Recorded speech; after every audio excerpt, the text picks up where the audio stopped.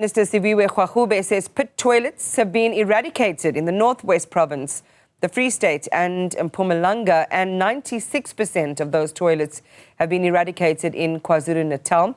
She was giving an update on progress made around the country following the department's deadline on Monday. And our Ziniko Mhlaba is there watching these developments unfold this morning. Ziniko, good morning.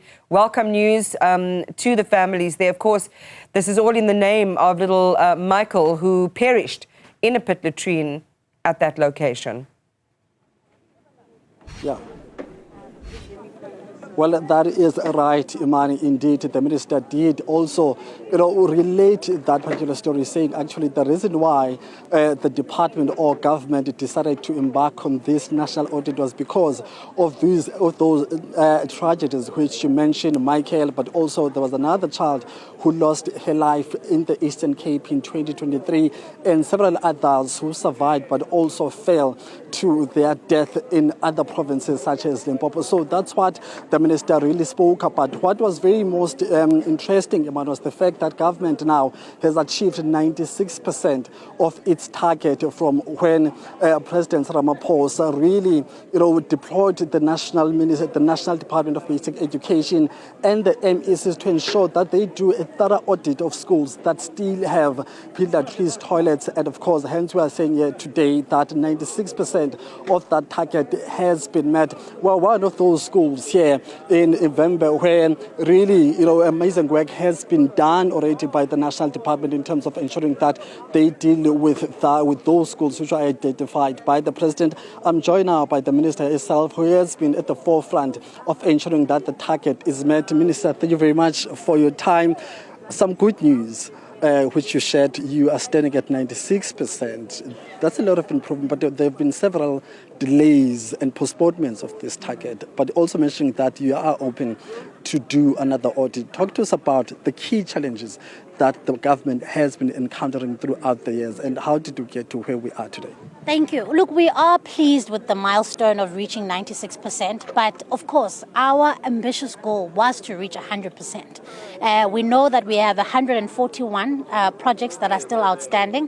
What gives me great comfort is that of those 141, 90 of them are already under construction. So they will likely be finished by this month, next month, and by June. So by June, we should be sitting at 98% of this particular backlog cleared. However, be that as it may, we're not going to stop until this backlog is cleared 100%. But we know that it's not just the 3,300 schools that were identified in 2018 that still have inappropriate structures. There are many others. And that's why I'm saying, while we're working hard to clear this backlog, we must institute another audit. We must rake every community, every village, every township in our country to find inappropriate structures and eradicate them. So this is only about the beginning. We have to make sure that this is a forever moving target and that we meet it. I mean, Minister, in terms of the budget, as you said, that it's a bit limited. You remember that the President had put aside or had committed over 6.8 billion for this particular project. But now your department seems to be dealing with other issues that really need attention, such as safety at schools. Not so long ago, actually, currently, the country is dealing with the issues of rape incidents at our schools. How are you going to ensure that you prioritize all those things so that you're not just focusing on infrastructure, but also the safety of the kids themselves under your care as education?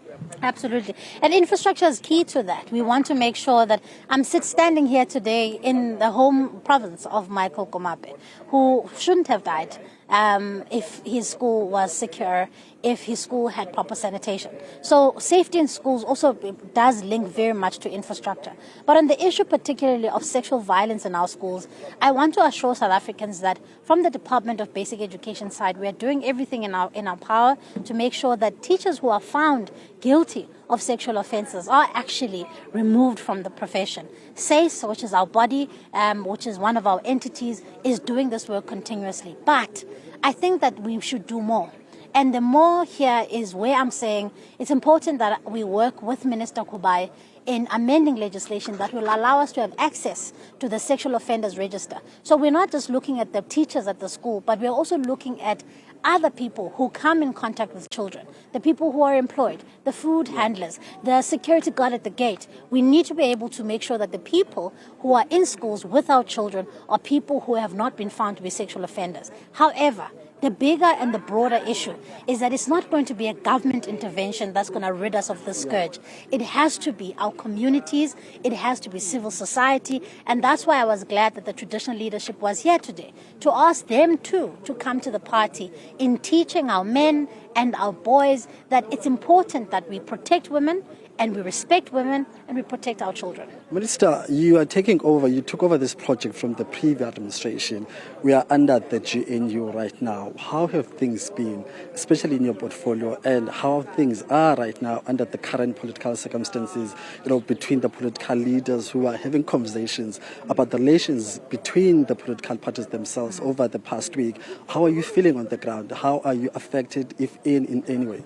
We're not affected at all. I mean, I think that the political conversations that are happening between the leaders of the political parties must go on. And that's a different process. But for me, I mean, the work of government must go on. And that's why I'm here today, because it's important that I committed to the people of South Africa that I would come and represent to you what it is that we have done. And so that's why I'm here. But the work and the conversations around the government of national unity have to be resolved by the parties within the GNU. But it doesn't mean that that negates my responsibility as a government minister to be here. Thank you very much, Minister, for your time. Thank you. Thank you. That's Minister Gwarube there, just giving us a sense of, how far they've come as a department in terms of eradicating peatland trees in various provinces. We know that, well, in some provinces they've achieved 100% success rate in the Free State, Northwest and Mpumalanga. There are some problems that are still outstanding in the Eastern Cape, Mpumalanga and KwaZulu-Natal. But overall, the minister says she is not about that, but anything that's happening politically in South Africa. So that's where we are, Iman, at this point. Yeah, target we all certainly want to get behind, because it's still astonishing that in 2025 this is still an issue that government has to deal with at great risk to the lives of learners and the communities. Ziniko Mhlaba, on what is